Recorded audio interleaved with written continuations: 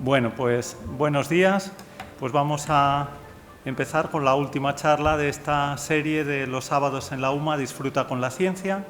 Y pues solamente agradecer al Vicerrectorado de Investigación de la UMA, que a través del SPIDUN, el Servicio de Publicaciones y Divulgación Científica, pues ha financiado la organización de estas charlas y sobre todo ha ofrecido el local para poder albergarlas. Y pues nuestra última charlista conferenciante pues es la catedrática Cristina Urdiales, del Departamento de Tecnología Electrónica de las Escuelas Técnicas Superiores de Informática y Teleco, y está todo ahí mezclado, creo.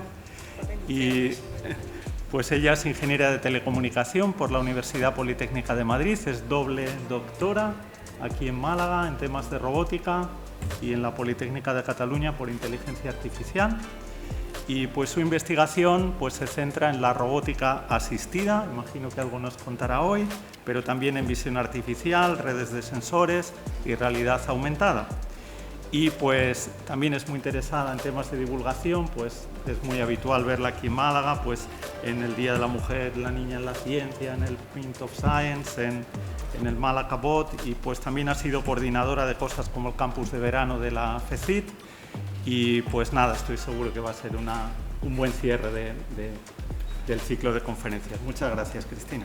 Gracias a vosotros por invitarme y sobre todo gracias a los que estáis aquí, porque no solo hace sol, sino que encima habéis atravesado el rocío, que era más interesante. Así que bueno, yo voy a empezar dando una noticia mala y una buena. La mala es que no pienso hablar del ChatGPT, pero ya es demasiado tarde para irse porque hemos bloqueado las puertas. Y la buena es que para compensaros he pensado que vamos a organizar, ya que no somos muchos, he calculado bien la asistencia que iba a tener. Vamos a organizar un concursillo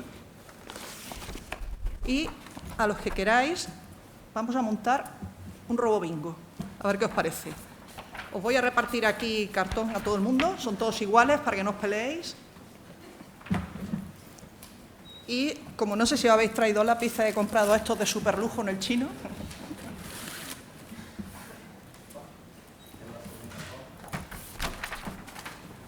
Y os explico cómo va a ir el tema.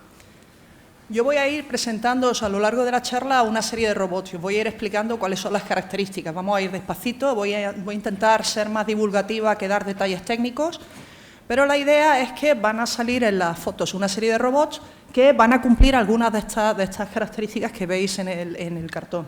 ¿Veis? Por ejemplo, pueden funcionar en entornos muy dinámicos. ¿Qué entendemos por entornos dinámicos? Lo vamos a ir viendo, pero así entre nosotros. ¿Qué es más dinámico? ¿Marte o el supermercado en día de rebajas? O sea, ¿me seguís? Entonces, la idea es que conforme yo vaya contando estas cosas, vaya a haber unos robots que cumplen unas cosas y otros que cumplen otras. La idea es que al final os quede claro qué es cada una de estas cosas a lo largo de la charla. Entonces, a la primera persona que junte una línea entera, me da lo mismo que sea hacia un lado, hacia abajo o diagonal, pero tiene que tener 4 casillas alineadas, ¿de acuerdo? Le vamos a dar de premio. La idea aquí era traer un jamón, pero como no me da el sueldo para eso, vamos a dar estas chapitas que he hecho para el día, que nos ha financiado la Cátedra Gedi Lamar, que se encarga de dar charlas a los niños gratuitamente en sus colegios. Si alguno en algún momento tenéis niños en colegio y quiere llamar a alguna de las charlas, se pone en contacto con la cátedra y van. Si acaso vamos a hacer lo siguiente, el primero que llegue a línea que lo cante, como si estuviéramos en el bingo, y así de paso nos despierta a los demás. Pero a partir de entonces, todo el que tenga línea, yo le voy a dar una chapa, no hace falta que la cantéis más, al final venís, me lo enseñáis. Los robots tienen que ser de los que salgan aquí, porque si no es muy fácil decir Terminator, ya está, lo cumple todo, ¿vale? Entonces, que sea uno de los robots que salgan aquí y sobre todo no os copiéis, que si no os mando a septiembre y tenéis que venir a mi siguiente charla, ¿de acuerdo?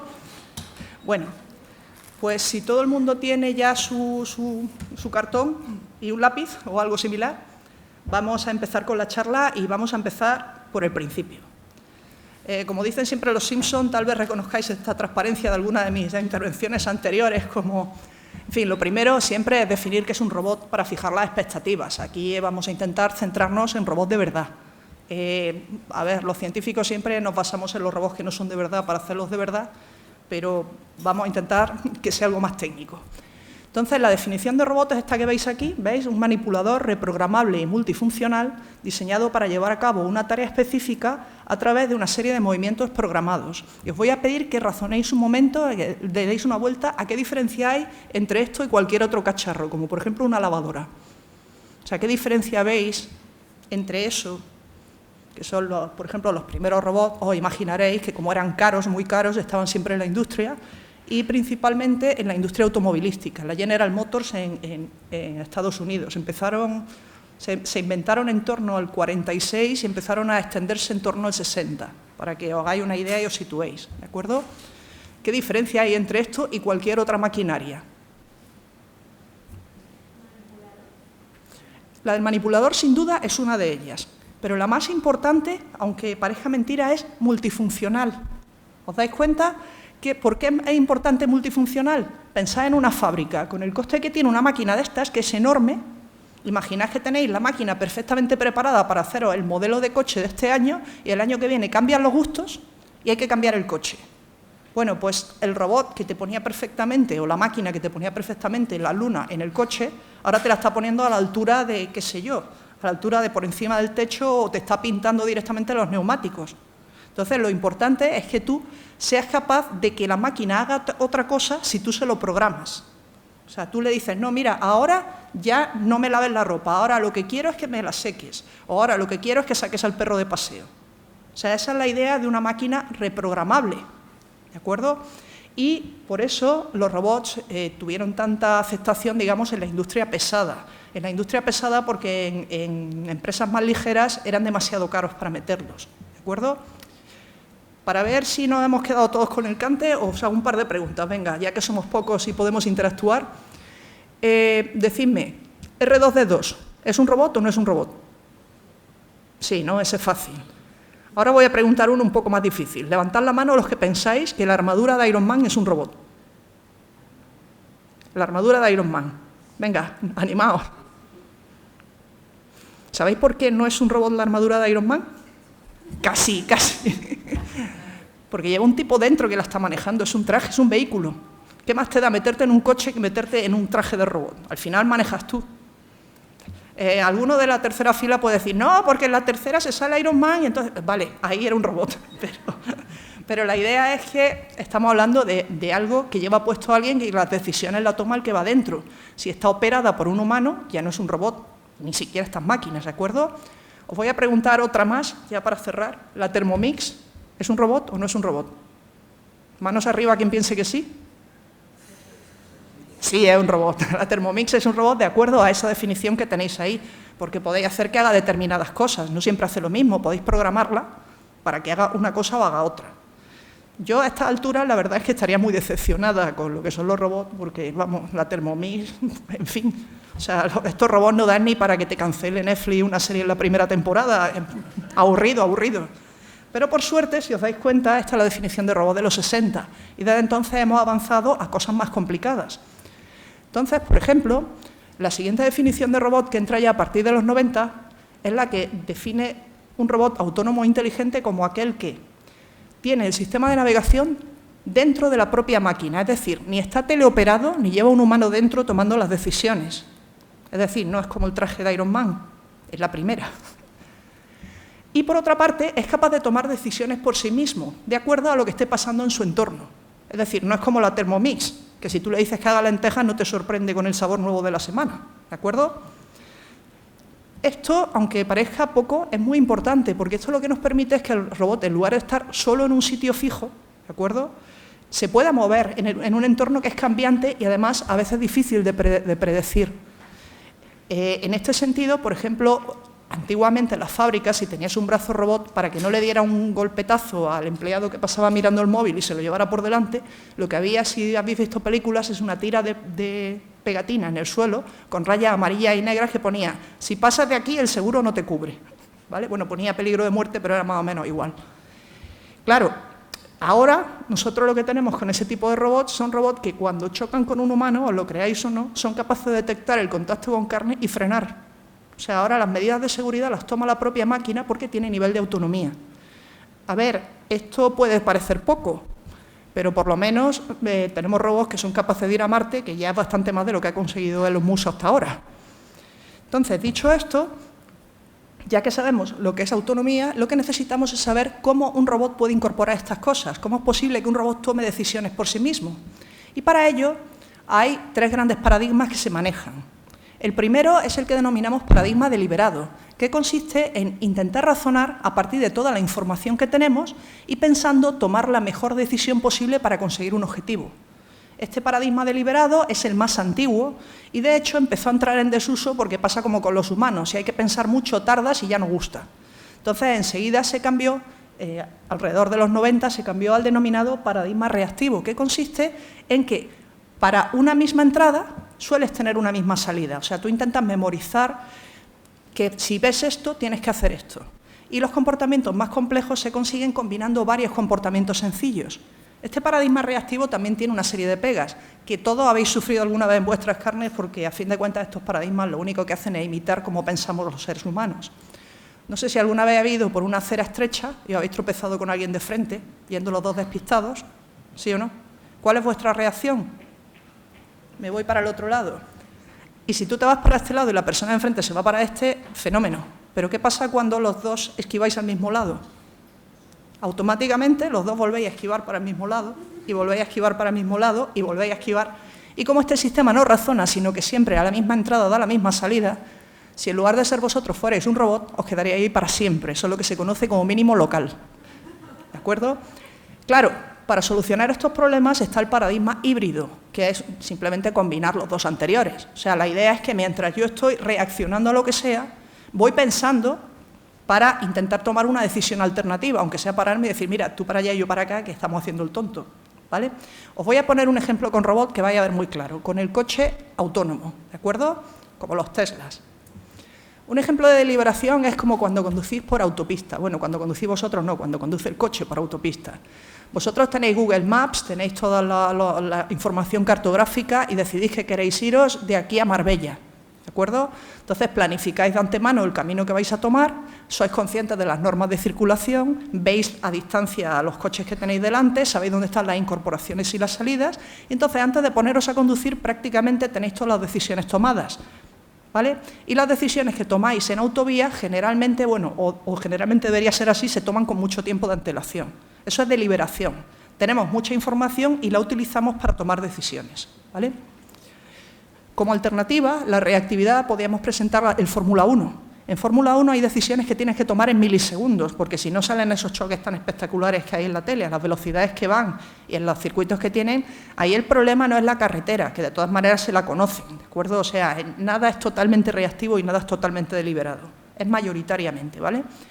Pero aquí lo importante es que si tú ves que se te está echando alguien encima, lo esquives. Y ese esquivar lo tienes grabado en la mente. A ti cuando te tiran un balón a la cabeza, no te preocupas si lo vas a esquivar haciendo Matrix o lo vas a esquivar echando a tus lados. Lo esquivas y punto. Lo tienes memorizado en tu cuerpo para que no te dé. ¿De acuerdo? Y si combinamos las dos cosas, pues tenemos cualquier día en Málaga, que tienes que tomar de forma deliberada la decisión de por dónde vas a esquivar las obras del metro esta semana y de forma reactiva tienes que esquivar 7 patinetes eléctricos y los 2 que se han saltado Uceda. En fin, si juntamos todo a la vez, tenemos este tipo de comportamiento, que es lo que en general utilizan casi todos los robots hoy en día. Ahora, esto está muy bien sobre el papel, pero ¿esto cómo se lo decimos al robot? O sea, está muy claro para entendernos entre nosotros, pero ¿cómo le explicamos al robot nosotros qué comportamiento queremos que tenga? Entonces, para nosotros lo ideal, por supuesto, sería contárselo. O sea, yo le digo al robot lo que quiero que haga y adelante. Eso sería lo idóneo. Pero, desgraciadamente, los robots normalmente se entienden en ceros y unos, como todas las máquinas. Entonces, tenemos que traducir este concepto de los comportamientos de tal tipo o de cual tipo, que nos vale lo mismo para un robot que para un humano, eso hay que traducirlo a el lenguaje que entiende la máquina. Y eso lo que nos requiere es que tengamos que aprender una serie de cosas que normalmente nos enseñan a nosotros en ingeniería y por eso nos pagan, afortunadamente. Entonces, os voy a introducir de forma muy ligera algunas, sin aburriros, para que veáis por dónde van los tiros. Lo primero que vamos a definir es qué es una función, ¿de acuerdo? Y una función no es más que un concepto o algo, un constructo que nos permite traducir una o varias variables de entrada a una variable de salida, ¿de acuerdo? Por ejemplo, aquí tenéis una serie de datos recogidos aquí entre la estatura de la gente y el peso que tienen. Veréis que ahí hay una nube de puntos, pero lo que veis claramente que vosotros estáis viendo ahí algo sin necesidad de ver qué valor tiene cada punto. Cuanto más alta es la gente, ¿qué pasa? ¿de acuerdo? Pero ¿es proporcional subiendo hacia arriba? ¿Se duplica, por ejemplo, el peso con la altura? No, ¿verdad? Está más plano. O sea, lo normal es que subas de peso, pero no que dupliques, ¿de acuerdo? Eso lo sabemos porque aunque vosotros estáis viendo una nube de puntos, vuestra cabeza lo que está viendo es una recta, ¿de acuerdo? Nosotros lo que hacemos normalmente con las funciones es que intentamos mapearlas o representarlas con una función matemática que para nosotros es más sencillo. Me voy a decir, más sencillo de nada, no es más sencillo a la hora de hacer el examen, pero en realidad vuestro cerebro lo está haciendo continuamente. O sea, esas veces que vosotros veis que viene el autobús y decidís en un microsegundo si vais a echar a correr para pillarlo o si lo dais por perdido y despegaréis al siguiente, eso es una función que tiene como entrada lo rápidos que sois y cómo de lejos está el autobús. Y si el semáforo está en rojo, a lo mejor, ¿de acuerdo? Entonces, vosotros estáis tomando una predicción, o sea, estáis diciendo, yo creo que voy a tardar en llegar tanto y el autobús va a tardar en irse tanto. Estáis sacando unos números. Me va a decir, no, de números nada, yo lo que estoy sacando es si cojo o no cojo el autobús. Bueno, es que los números se pueden traducir fácilmente en conceptos. O sea, simplemente si A es menor que B, o sea, si el tiempo que tardo en llegar es menor de lo que va a tardar en irse el autobús, me da tiempo, y si no, no. Eso en nuestra cabeza es una función matemática. Aunque luego le tengamos manía a las matemáticas, la usamos continuamente. Las matemáticas son un lenguaje que nos permite traducir cosas naturales a predicciones, en este caso, ¿de acuerdo? Y eso es importantísimo para los robots, porque todos los comportamientos que hemos mencionado anteriormente se basan en predicciones. O sea, yo predigo si giro a este lado, si voy a chocar con algo. O yo predigo cuánto tiempo me queda hasta coger el desvío, ¿de acuerdo? Entonces, para nosotros, o sea, para los robots, es importante ser capaces de saber lo que va a pasar a la hora de decidir qué acción vamos a tomar. Y así es como funcionan los robots. Esto está muy bien, o sea, yo creo que se entiende fácil, pero tiene la pega de que los robots tampoco entienden las matemáticas. ¡Ah, decepción! Todos pensábamos que sí, pues no. ¿Qué entienden los robots? Ceros y unos, lo hemos dicho antes. Los robots entienden los programas. Aquí es donde entran los informáticos, ¿de acuerdo? Los robots entienden programas. ¿De acuerdo? Entonces hay que traducir o hay que utilizar esas funciones dentro de un programa para decirle al robot qué es lo que tiene que hacer. Y aquí es donde se pueden definir lo que llamamos algoritmos, que todo el mundo sabe lo que es, pero nadie sabe definirlo. Los algoritmos no es más que una serie de procedimientos que tienes que llevar a cabo. O sea, un algoritmo es levantarte de la cama, ir al baño, lavarte los dientes, ducharte, ¿de acuerdo? Eso es un algoritmo, es el orden en que tú haces las cosas. Hay que decir, bueno, pero ¿no habíamos dicho que los robots aburridos esos del principio eran los que hacían siempre las mismas cosas? Vale, pero es que nosotros tenemos ya las funciones, las hemos definido en la transparencia anterior, y las funciones nos permiten hacer predicción, y con la predicción lo que podemos hacer es bifurcar, ¿de acuerdo? Si pasa esto, o si creemos que va a pasar esto, tomo esta acción, y si pasa esto otro, tomo otra. Por ejemplo, en el caso de los coches, puedo frenar si veo que voy a chocar, o puedo acelerar para intentar pasar antes, que es lo que se hace aquí en Málaga. ¿De acuerdo? Entonces, bueno, aquí, por ejemplo, tenéis un algoritmo muy sencillo que he sacado de la Embajada Española en no me acuerdo dónde, que es la receta de la tortilla de patatas y que lo he puesto aquí para que quede claro que tiene cebolla. ¿De acuerdo? Aunque ahora me digáis para siempre. Lo más importante de los algoritmos, lo más importante, aparte de la predicción, estoy intentando que todo encaje para que veáis cómo van las cosas, es que son explicables. O sea, yo sé por qué pasan las cosas y esto es un concepto al que voy a volver luego porque es muy importante. O sea, lo que quiero decir es que si yo tengo una máquina que implementa un algoritmo y esa máquina toma una decisión, si yo le pregunto, oye, ¿por qué has hecho esto? No me va a decir, pues tú sabrás. Eso no pasa, ¿de acuerdo? Cosa que ya veremos luego que no siempre es el caso. Entonces, una vez que tenemos un algoritmo, ¿para qué queremos IA? ¿De acuerdo? O sea, si parece que lo podemos arreglar todo, decidiendo cuál es el comportamiento que queremos, ¿vale? Sacamos unas funciones que nos permiten predecir. Utilizamos esas funciones para bifurcar en un algoritmo. Ya está todo, ya hemos terminado. ¿Hace falta la IA en realidad? ¿Qué pensáis? Ahora mismo parece que no, pero os voy a poner un ejemplo de por qué sí. ¿Alguno de vosotros es capaz de adivinar quién va a ganar Eurovisión cada año? Porque si alguno de vosotros lo es, mejor prestaros a España porque nosotros no tenemos ni idea como país, ¿de acuerdo? A ver, el problema de adivinar quién va a ganar Eurovisión es que tienes una idea aproximada, pero hay muchísimas variables en cuenta. O sea, la canción tiene que ser quiche, pero sin pasarse. Tiene que ser buen rollista, pero sin llegar a moña. El show tiene que ser espectacular, pero sin avasallar al resto. ¿De acuerdo?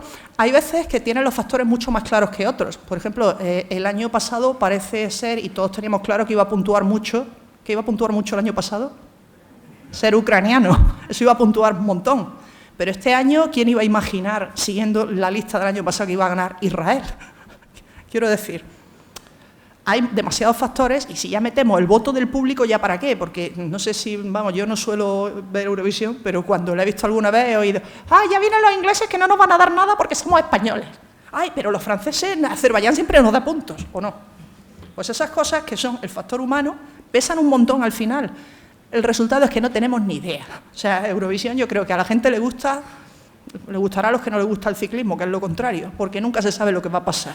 O sea, es una lotería total, quitando que nosotros nos vamos a quedar de lo último, es una lotería total y esa es la gracia que tiene, ¿vale? En estos casos es donde es interesante hacer predicciones basadas en IA. ¿Por qué? Porque la IA es un conjunto de software, un programa que es capaz, igual que las funciones, de mapear entradas con salidas. Pero la ventaja que tiene la IA es que primero, no hay una idea clara de cómo se corresponden las entradas con las salidas. A veces funciona una cosa y a veces funciona otra distinta y nunca sabes por qué. Segundo, a veces ni siquiera tienes claras las entradas que tienen peso. O sea, ni siquiera tienes claro qué es lo que pesa en la decisión. ¿De acuerdo?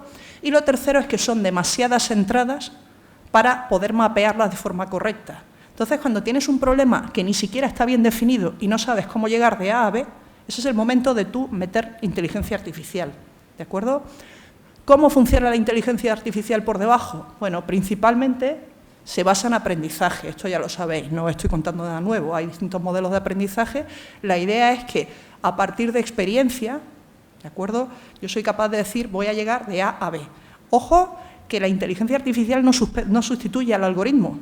Hay algoritmos que llevan inteligencia artificial y hay IAs que llevan algoritmos para mejorar cómo aprenden. La inteligencia artificial a lo que sustituye es a la función, ¿de acuerdo?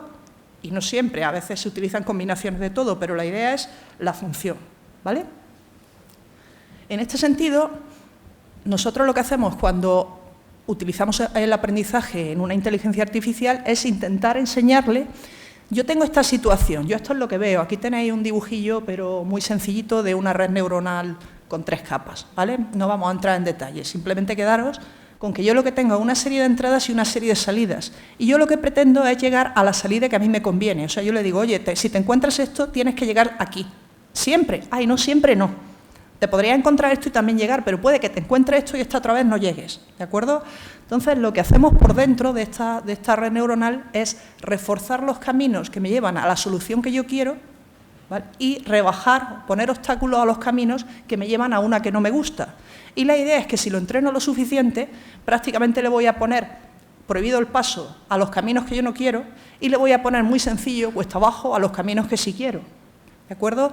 Y eso segundo, o sea, lo que nos sale después de entrenar la herramienta de inteligencia artificial que estemos utilizando, es lo que llamamos modelo. Estamos oyendo ahora hablar muchísimo si modelo de tal, modelo de cual. El modelo es el procedimiento que estás utilizando para el aprendizaje, la técnica que utilizas para aprender, pero en última instancia los datos que te quedan o los caminos que se han formado una vez que has aplicado el aprendizaje. ¿De acuerdo? Entonces, nosotros lo que vamos buscando en inteligencia artificial es un modelo que explique cómo de un dato se llega a otro. Esto está muy bien, pero hay que precisar un poquito más. Oye, ¿cómo aprendemos? O sea, ¿qué es lo que utilizamos nosotros para aprender? Bueno, pues en inteligencia artificial generalmente se manejan, hay más, pero se manejan 4 tipos principales de aprendizaje. Son de alto nivel. Dentro de cada tipo hay muchos subtipos en los que no voy a entrar. El primero es el aprendizaje supervisado.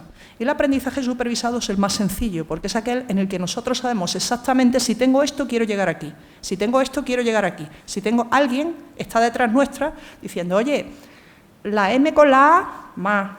Y tú dices me, y te dicen no, ma. ¿De acuerdo? Es como aprendemos a leer, por ejemplo. O sea, nosotros tenemos etiquetadas las cosas y como tenemos etiquetadas sabemos si nos confundimos o no siguiendo un camino. Si yo cojo un camino y llego donde no quiero, mal. ¿De acuerdo? Entonces, el aprendizaje supervisado es el más sencillo, pero es el más costoso porque te requiere que antes de empezar a hacer nada, tú ya tengas esa base de datos donde tienes todas las entradas que prevés y todas las salidas posibles. Bueno, no todas las salidas posibles, porque la gracia de la inteligencia artificial es que interpola. ¿De acuerdo? A veces te dice, no sé, te dice, a mí no me gusta el plátano, a mí no me gusta la pera, a mí no me gusta, y te dice la inteligencia artificial, a ti no te gustan las frutas amarillas. Será verdad o será mentira, pero es la extrapolación normal que ha sacado la IA, ¿de acuerdo? Entonces, hay veces que si tú le pasas, yo qué sé, una ciruela, te va a decir, uy, amarilla, esa no te va a gustar. Se puede equivocar o no, pero es el modelo, ¿de acuerdo? Entonces, esa es la gracia del supervisado y también su gran pega, que si no tienes las entradas y las salidas desde el principio, no funciona. Como alternativa a esta, está el aprendizaje no supervisado. El aprendizaje no supervisado es aquel en el que tú tienes un montón de datos, pero nadie te ha dicho esto es bueno, esto es malo. Tú lo único que sabes es dónde quieres llegar. Por ejemplo, suponed que estamos clasificando esas frutas y verduras. Nosotros podemos probar, por ejemplo, a clasificarlas por color o por forma, o a dividir entre frutas y verduras si sabemos lo que son. O podemos simplemente cortarlas y ver cómo son por dentro. Hay muchísimos criterios que podemos utilizar, no se nos va a decir cuál. Lo que nosotros vamos a hacer es probar a dividirlas y ver si cuando entra otra fruta o otra verdura es fácil de colocarla en un grupo o nos pega dos grupos. La idea es ver si son separables los conceptos que nos salen, ¿de acuerdo? Entonces es bastante más complicado de controlar, pero tiene la ventaja de que no tienes que tener nada a priori, puedes llevarlo a cabo sobre la marcha, puedes aprender sobre la marcha, ¿de acuerdo?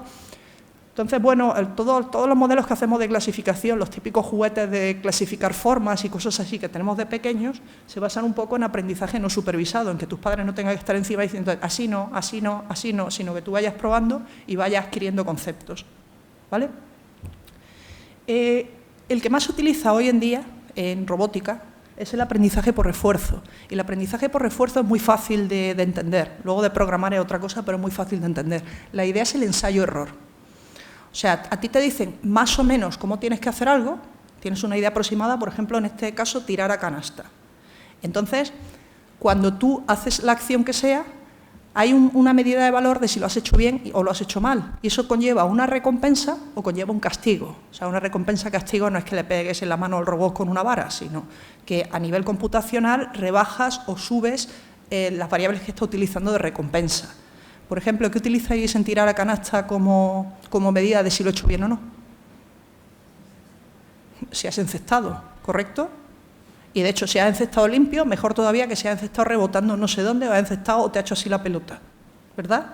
Entonces, con esa medida de si lo has hecho bien o mal, recompenso que lances con más fuerza, gires más la muñeca. Yo no te digo exactamente qué es lo que tienes que hacer. Te he dado una idea al principio y tú vas probando en función de si te sale bien o mal.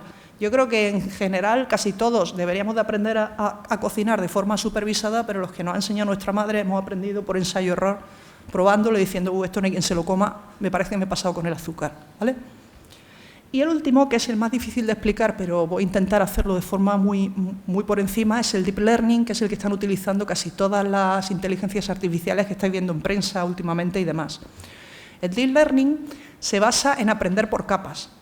O sea, la idea es que si, por ejemplo, yo tengo una imagen y quiero saber si tiene un gato o no tiene un gato, ¿de acuerdo?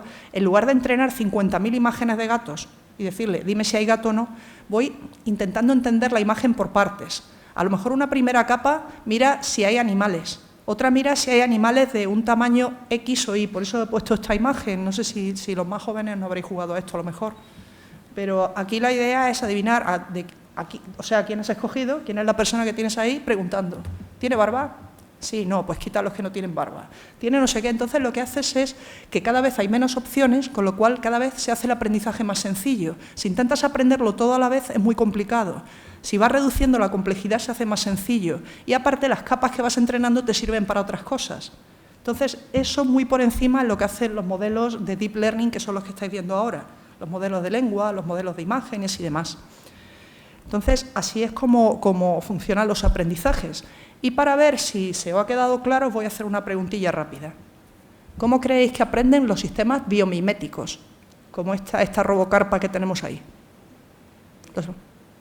¿Cuál de los 4 sistemas creéis que usan?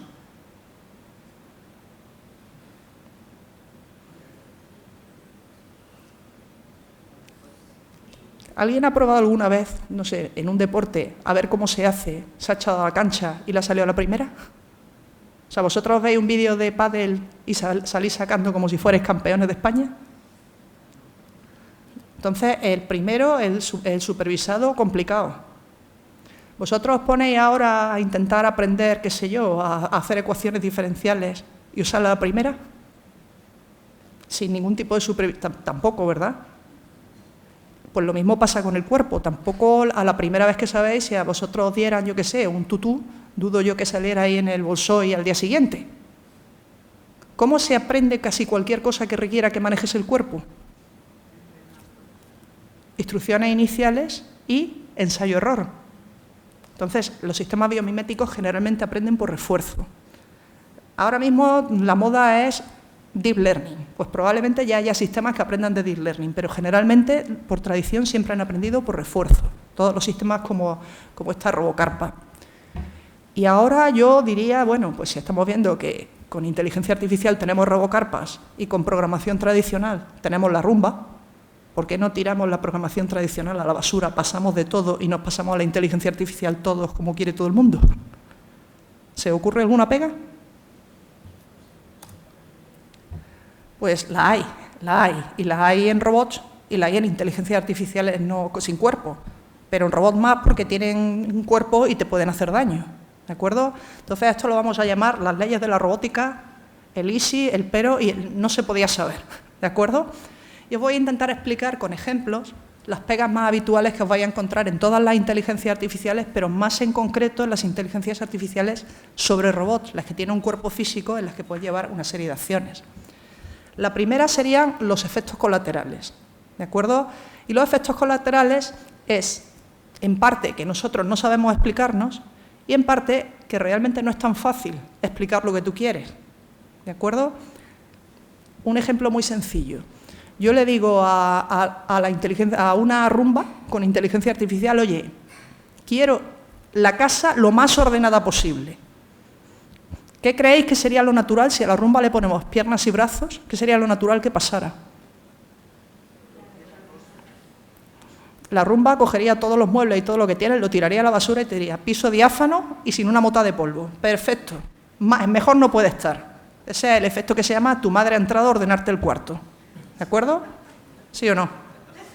Entonces, estos efectos colaterales no, ¿vale? O sea, claro, tú podías decir, pero no me destruyas la casa. Vale, no voy a tirar las paredes. O sea, es difícil explicar lo que tú quieres. ¿De acuerdo? El segundo sería evitar una dependencia exagerada de las recompensas. Y esto es muy importante. Esto, de hecho, no sé, en otros países me imagino que igual, pero en España se ve a tope. Por ejemplo, en las compañías telefónicas, en las de los móviles, el sistema de recompensas está en captación de clientes, pero no está en mantener al cliente que ya tienes. ¿De acuerdo? No sé si esto ha evolucionado un poco con el tiempo, pero en general, a ti tú comercial ganas más si atraes a uno nuevo, ¿de acuerdo?, que si tienes permanencia con otro.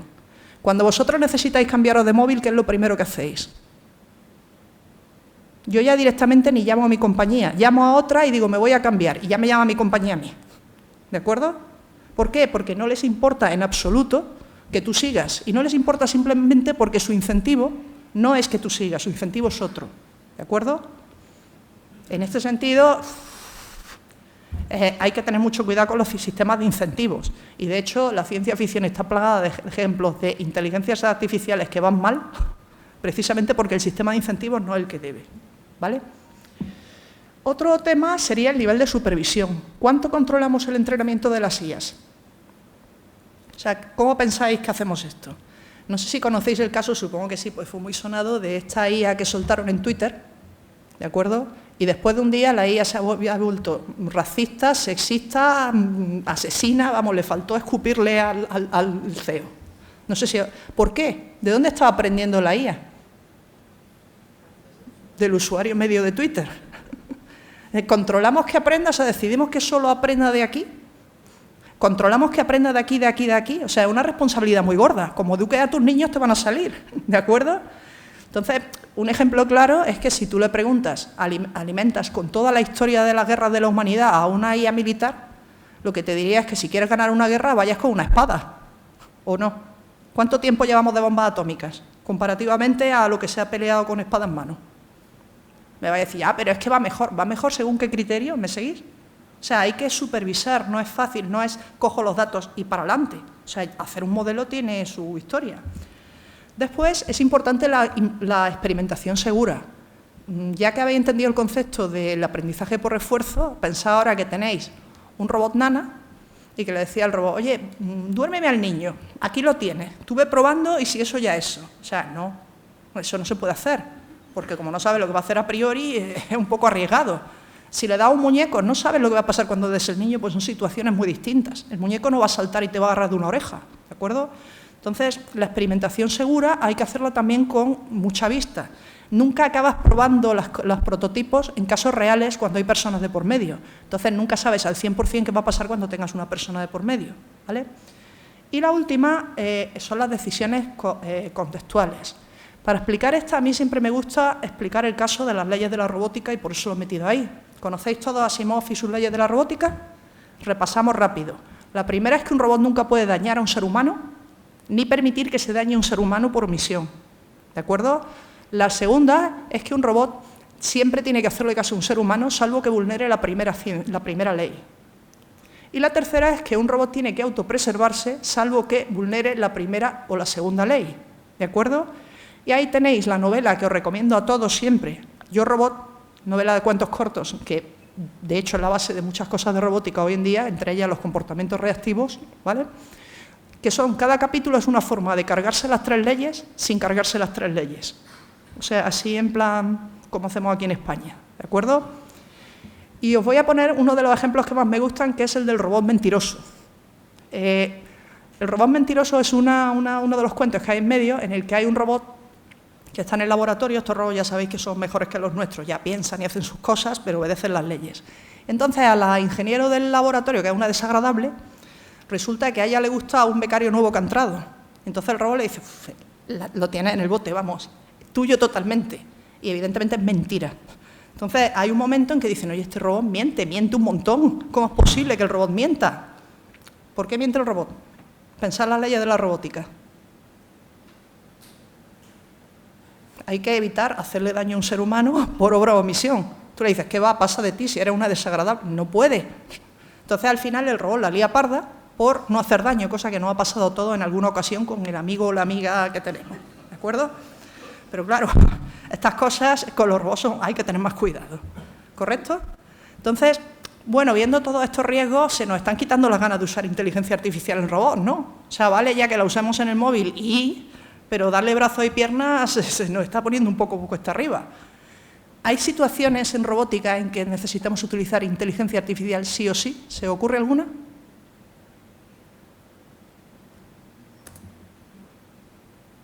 ¿Sí? ¿No? ¿Algo? El sitio donde nosotros en robótica siempre necesitamos inteligencia artificial es en los robots que trabajan con humanos. ¿Por qué? Porque los humanos somos totalmente impredecibles. Cualquiera que haya tenido un niño alrededor sabe que si se puede hacer, lo va a hacer, y si no se puede hacer, seguramente también lo haga, así que tienes que estar encima, ¿de acuerdo? Entonces, en el momento en que tú no eres capaz de predecir, si tú no tienes una función que te diga, sí, va a pasar esto, tú tienes que adaptarte a cualquier cosa, y la única forma de adaptarte a cualquier cosa es el aprendizaje. O sea, cuando ya has tenido niños alrededor bastantes veces, ya no te extraña tanto que tengas que ponerle los bordes a la mesa porque se van a tirar en picado, ni que tengas que bloquear los accesos porque te van a meter los dedos en el enchufe, ¿de acuerdo? Entonces, vas aprendiendo y te vas adecuando a la persona que tienes al lado. Y para terminar la charla os voy a explicar las situaciones en que tenemos interacción humano-robot, porque hoy en día no hay tantas, y me vais a decir vosotros mismos si creéis que necesitan inteligencia artificial o no. Esta es la primera. Interacción humano-robot, simplemente cuando un robot se tiene que mover en un entorno en que hay humanos, como la rumba. ¿Creéis que aquí hace falta inteligencia artificial? No. Sensores, mapear el entorno da que no puede hacer con algoritmos. No necesitan ninguna inteligencia. Para nosotros, o sea, para la rumba, el humano es un obstáculo igual que una silla. Lo único es que se mueve, pero ya está. No necesita ningún tipo de inteligencia. Y para el humano, pues la rumba está ahí y si no tropiezas con ella, pues ya acabará limpiando en algún momento, ¿vale? Entonces, en este caso, nosotros no necesitamos inteligencia artificial, aunque es un caso de interacción humano-robot, pero es interacción humano-robot pasiva. El siguiente es más interesante, que es la interacción de los robots sociales. Y vamos a decir que los robots sociales son aquellos en los que el robot no toca físicamente al humano, que es importante. ¿De acuerdo? No hay contacto físico, no debería de haber riesgo. O sea, nosotros si acaso esquivamos al humano, si viene hacia nosotros nos apartamos. O lo dejamos que nos toque, pero nosotros nunca avanzamos. Los robots sociales están pensados para interactuar con el humano, pero hablando con él y demás. ¿De acuerdo? Me va a decir, ¿habías dicho que no iba a hablar de ChatGPT? Bueno, los robots sociales son anteriores al ChatGPT, que no digo que esto no vaya bien para los robots sociales, pero también os digo que el ChatGPT no tiene memoria. O sea, os contesta lo mejor que puede encontrar en cada situación, pero los modelos que hay hasta ahora no van tirando hacia atrás. ¿De acuerdo? Un robot social sí debería, porque debe de adecuarse a las necesidades de la persona que tiene, debe de modelarlo. Tened en cuenta que los robots sociales, bueno, hay algunos que son muy sencillos, que son los de te voy a vender jabón en aquella tienda de allí. O sea, los de centros comerciales y tal, o los de te voy a llevar hasta tu puerta en el aeropuerto. Esos no necesitan gran cosa. Pero los robots sociales, por el coste que tienen, generalmente se utilizan para asistencia a personas con necesidades especiales. Por ejemplo, niños con autismo, que tienen problemas de aprendizaje. El robot le puede repetir lo mismo 80 veces y no se va a sentir dolido si el niño está mirando para allá, como nos pasa a los profesores en clase. ¿Vale? Entonces, también se utiliza para personas mayores que tienen Alzheimer o demencia, e incluso hay casos en robots de más bajo coste que son robots de compañía. Entonces, sí, la voz es importante que tú puedas hablar con el robot, pero casi es más importante que el robot exprese emociones. Y eso, si alguna vez habéis visto un vídeo de un Aibo, o de un Paro, o de algún robot de estos que os ponen caritas así de está pensado para eso. Y aunque sean tan dulces y tan cookies, pensad que toda la teoría para ver qué emoción tienes que trasladar y cómo la representas está basada en interrogatorios de la CIA, de cuando estaba interrogando a alguien, ver qué cara ponía y en las microexpresiones sacar si te estaba diciendo la verdad o no. A partir de ahí se ha hecho muchísimo de robots sociales, solo que ahora se utilizan para el bien o no. ¿Vale? Entonces, en este caso, evidentemente, por lo que acabo de decir, necesitamos inteligencia artificial. Ojo, voz. También el saber leer las expresiones de la persona con la que está hablando, las expresiones y el movimiento. O sea, no es lo mismo yo esté hablando así que de repente hable así. ¿Verdad? Todo eso lo tiene que interpretar el robot para saber qué respuesta da. Y por otra parte, también expresar emociones ellos. ¿De acuerdo? Siguiente caso. Los cobots, que no sé si habéis oído hablar de ellos últimamente. Si no, tenéis que haber venido a mi charla de Pint of Science el año pasado. Son robots que trabajan con personas. ¿De acuerdo? No que trabajan solos, sino están pensados para trabajar con personas. Ahora se está metiendo muchísimo dinero en la Unión Europea en este tipo de robots. Bueno, muchísimo dinero en lo que es robótica, porque, ¿vale? ¿Creéis que necesitamos inteligencia artificial en estos o no? Son parecidos a los de la primera transparencia, ¿no? De esos que eran brazos y tal. ¿Necesito inteligencia aquí? Más bien sí, porque ¿qué va a hacer la persona con la que yo trabajo? A lo mejor está mirando el móvil mientras yo le paso la caja. Pues la tienes que coger igual. No, ¿de acuerdo? O a lo mejor se ha ido al baño, o sea que el robot no necesita. O a lo mejor esta mañana le duele un hombro y tengo que darle más fuerza a la hora de pasarle no sé qué. O tengo que evitar pasarle peso. O sea, un robot que trabaja con una persona en colaboración tiene que ser consciente de las necesidades de la persona con la que está cooperando. Igual que el robot social de antes, o sea, no está para entretenerlo, pero sí necesita saber cómo está funcionando la persona para adaptarse, ¿de acuerdo? Pensad que estos robots están pensados o están diseñados para intentar trasladar el modelo de la industria gorda, ese que decíamos de estos robots son muy caros, tenéis que amortizarlos. Están intentando trasladarlos a la pequeña y mediana empresa para darle más competitividad. Si no, al final las empresas súper grandes se comen a las pequeñas. O sea, si tú te puedes permitir tener robots, es más barato tu producción y al final la pequeña y mediana se pierde. Entonces aquí la idea es, bueno, vamos a intentar meter robots baratos en la pequeña y mediana, pero al ser baratos a lo mejor no son tan inteligentes o no son tan fuertes o no están tan bien entrenados. Pero no pasa nada, pues yo los pongo con un humano y la parte que el robot hace mejor, como tener más precisión colocando un tornillo, o ser más rápido moviendo no sé qué, o llevar más peso, la hace el robot. Pero la parte inteligente, la toma de decisiones, lo que hay que hacer, esa la hace el humano. ¿De acuerdo? Entonces, al trabajar juntos, digamos que te permiten llevar a cabo tareas complejas, pero los costes no son tan elevados como utilizar robots de los que utilizan empresas más grandes. ¿Vale? Y la última, que es en la que trabajo yo, que son los sistemas PHRI, o sistemas en que hay contacto físico, explícito entre humano y robot. Me vais a decir, ¿en el anterior también? No, no necesariamente. En el anterior el robot te puede pasar una caja, pero no llega a tocarte a ti. O puedes levantar una mesa con el robot, pero no llega a tocarte a ti. O puede pasarte una herramienta, pero no te está cogiendo. El PHRI es cuando el robot te toca o tú tocas al robot. Durante el ejercicio de la... O sea, no es como el social que tú puedes ponerle una mano encima y el robot no va a morder, ¿vale? En este se supone que el contacto es parte del tema. Entonces, este tipo de robots son, por ejemplo, los exoesqueletos, que habréis visto en películas, pero también sabéis que se utilizan para rehabilitación. O sea, hay exoesqueletos para que la gente que no puede mover las piernas vaya recuperando la fuerza de las piernas. Hoy en día no se utilizan para ir por la calle, pues son muy caros, se utilizan en hospital. Pero bueno, si al final bajaran de precio, se podrían utilizar para eso. Me vais a decir, bueno, pero es que me has dicho que la armadura de Iron Man, ojo, estos robots opinan. O sea, el humano no es capaz de hacer el movimiento sin el robot. Entonces, hay un comando que es el del humano, otro comando que es el del robot, y la complejidad de estos sistemas está en casarlo. ¿Creéis que esto justifica el uso de inteligencia artificial en este tipo de robots? Sí, siempre que necesitéis una adaptación específica a cada persona, lo más cómodo es utilizar inteligencia artificial. Es más cómodo que mandar a un ingeniero que viva 3 meses con la persona, escriba todo lo que es capaz de hacer y lo que no, y al final lo codifique en un algoritmo. ¿De acuerdo? ¿Se podría hacer? Pues no lo sé, pero sería embarazoso como mínimo. ¿Vale? Entonces, en estos casos tenemos los exoesqueletos, que es el caso más vistoso, pero también hay robots de rehabilitación. No sé si alguna vez habéis tenido rehabilitación y hay veces que tienes que tener a un médico, con el tiempo que tienen las criaturas, moviéndote el brazo así, 1 hora. Evidentemente eso significa que si tú necesitabas 16 sesiones, te van a dar 2, porque no hay para más. ¿De acuerdo? Bueno, si tienes robots, el robot puede pasarse 1 hora y 7 si hace falta. Y si es un robot de bajo coste, incluso te lo puedes llevar a casa una temporada y luego lo devuelves, si es de bajo coste, ¿vale? No, por ejemplo, los masajes linfáticos es un caso típico. Cuando tienes el masaje linfático, tienes que tener 1 hora a alguien haciéndote esto en el brazo para bajarte la inflamación. O sea, son 2 personas liadas, tú y el que te está dando el masaje, 1 hora, ¿de acuerdo? Lo puedes hacer con un robot. Y después también están los robots asistivos, que son los que nosotros trabajamos más, como por ejemplo las sillas de ruedas que te ayudan a la conducción, o los caminadores, que te dan más soporte o te frenan o te aceleran.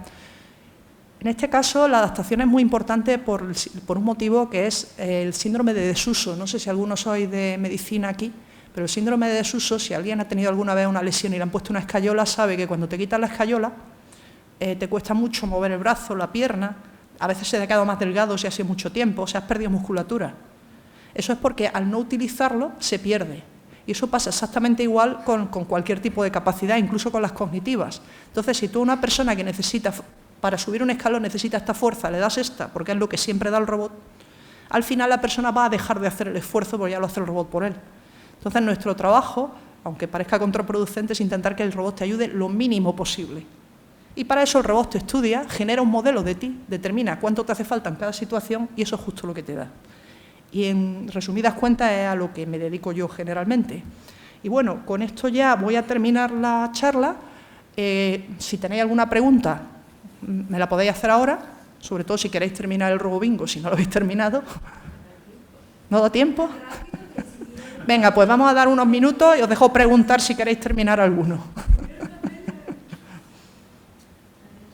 Aquí somos de Málaga, no podemos irnos sin chapa. ¿Tenéis alguna pregunta, alguna cosa que queráis saber?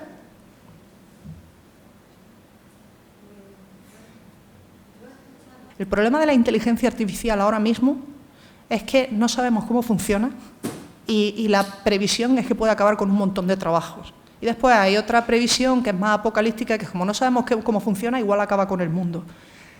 Ahora mismo no, o sea, están todos los problemas que yo he comentado, pero ahora mismo yo no veo previsión de eso, ni de que acabe con todos los trabajos del mundo, ni de que vaya a terminar con el mundo pues decida crear una crisis nuclear. Pero hay problemas que sí son importantes. Desde mi punto de vista, esto ya siempre, al final, la diferencia entre... Yo tengo el doctorado en robótica y en inteligencia artificial. El de inteligencia artificial tira mucho más a filosofía que el de robótica. En robótica las cosas son A, B y C. En inteligencia artificial depende. Entonces, por ejemplo, un problema que hay obvio es el tema de la legislación. O sea, ¿tú con qué base de datos estás entrenado para darme los datos tal? Porque a lo mejor es conocimiento protegido. ¿Y si tú has cogido, no sé, las típicas generativas que hacen dibujos? ¿Y si tú has cogido todo lo que yo dibujo y copias como dibujo yo y ahora lo vendes más barato? O sea, eso ya no es que me quite el puesto de trabajo, es que es ilegal, es que me ha robado. Pero como no se sabe lo que hay dentro, porque no sé si recordáis que dije explicable, los algoritmos son explicables, la IA no. Entonces, hace falta algún mecanismo que te diga, oye, yo me estoy basando en esta base de datos, esta y esta, que son legales, o yo he pagado para tener esta base de datos. O sea, yo creo que una cosa que se le puede exigir a una inteligencia artificial si va a llevar un trabajo cercano a humano es que esté sujeta a las mismas leyes que estamos los humanos. O sea, no es tanto pedir. Hoy en día no se puede porque no se sabe lo que pasa dentro. O sea, es un poco caja negra, o sea, no es explicable. Otro problema es el por qué tomo una decisión. O sea, eso lo hemos comentado antes. ¿Por qué yo decido? O sea, ahora mismo hemos comentado un caso, digamos, gracioso. Pero vamos a suponer que vienes a pedirme un préstamo al banco y yo digo no. Y tú me dices, ¿pero por qué no? Y yo te digo, ¿por qué no? O vamos a suponer que yo tengo que decidir si le acorto la condena a tal persona que está en la cárcel. Sí. ¿Por qué sí? Porque sí. Pero dame una razón. No, es porque sí. O sea, eso no puede ser. Las inteligencias artificiales tienen que explicar en qué se basan para tomar sus decisiones. Y hoy en día no lo suelen hacer. Hay algunas que más, pero no lo suelen hacer. Entonces, claro, como no se hace eso, no hay ningún mecanismo jurídico que permita determinar si una decisión o algo que ha hecho una inteligencia artificial entra dentro de lo legal o no. Entonces, yo creo que eso es un problema. Insisto, esa es una opinión personal. Por lo demás, ¿que quitarán puestos de trabajo? Seguro que sí, pero por ahora no hay inteligencias, lo que se llama AGI. O sea, no hay inteligencias que sean inteligentes de verdad. O sea, hacen cosas aparentemente inteligentes, pero no toman decisiones. Entonces, yo no veo todavía un riesgo va a acabar con la humanidad. Vamos, todavía espero que nunca va a acabar con la humanidad, pero sí va a haber sin duda trabajos que se van a perder. Pero bueno, eso ha pasado siempre. O sea, cuando salieron los coches, pues los caballos, cuando salió el email, correos.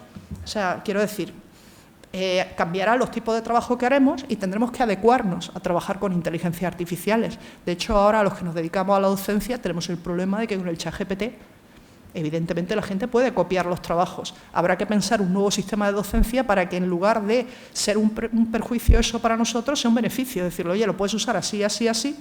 Yo tengo que cambiar la evaluación, pero a cambio vas a aprender a prepararte para lo que nos viene encima, porque esto está aquí y no se va a ir.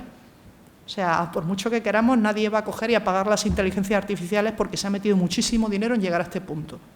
Entonces, en ese sentido, hay que estar inquietos hasta cierto... Vamos, yo creo, opinión personal, que hace falta cierta regulación, no vale todo, pero tampoco creo que tengamos una situación apocalíptica. También es verdad que la carta que se ha firmado, quienes la encabezaban era gente que iba tarde en la carrera de inteligencia artificial y lo que quería era una moratoria, no pararla.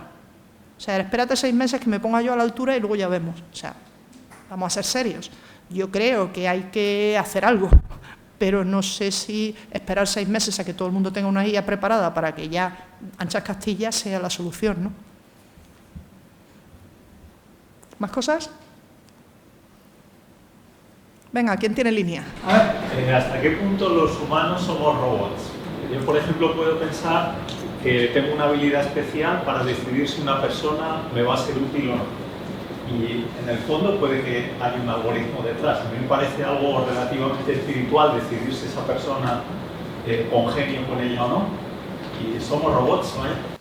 Pues será por background, pero yo creo que es mucho más de lo que nosotros nos creemos. El que tú no seas capaz de explicar por qué alguien te cae bien no significa que no haya unas razones. Y a veces puede ser tan tonto como que huele bien, o sea, o que te gusta el sonido de la voz, y a veces tú dices, no, mira, es que le he visto que le ha pegado una pata a un perro y ya. Pero no sé si a vosotros os pasa, yo, por ejemplo, cuando veo películas no quiero saber nada de los actores. Porque como sepa algo y me entren por lo que no es, o sea, ya está tachado para siempre, porque la gente somos maniáticas. Y a veces tú dices, ¿por qué no me gusta nada este actor? Y no es que haya hecho nada. A lo mejor es que tú viste una película en que mataba a un gato y a partir de ahí dijiste, oh.